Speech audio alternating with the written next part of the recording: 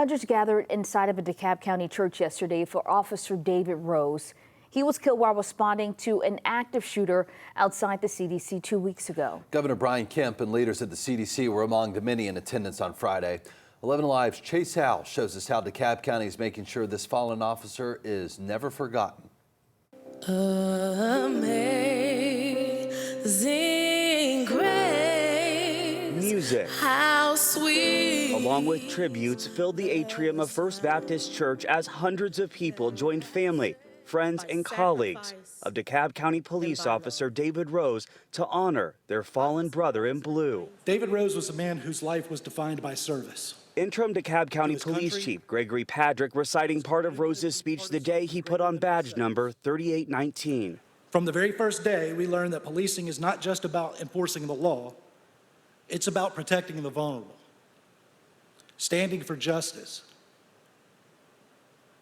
and being the person who runs towards danger when others run away. 10 people took to the pulpit on Friday to reflect on the impact Rose had on their lives, whether it be personal or through his leadership while going through the academy.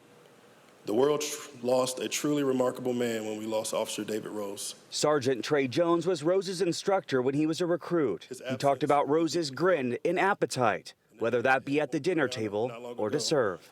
There were 3 things he talked about regularly during training. First was food. The man could eat.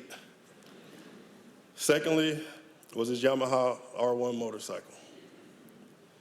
And third, and most importantly, was his wife and children. And while many remembered Rose through memories, DeKalb County CEO Lorraine Cochran Johnson wanted to solidify that Rose's sacrifice will never be forgotten by honoring him with the proclamation. I, Chief Executive Officer, and the Board of Commissioners of DeKalb County, on behalf of the more than 760,000 citizens, do hereby proclaim August 22nd of 2025 as Officer David Rose Day.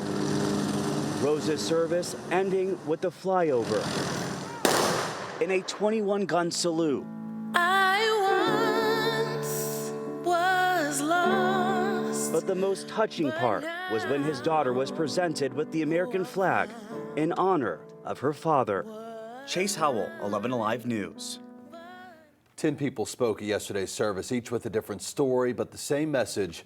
Officer Rose loved his family and loved his community.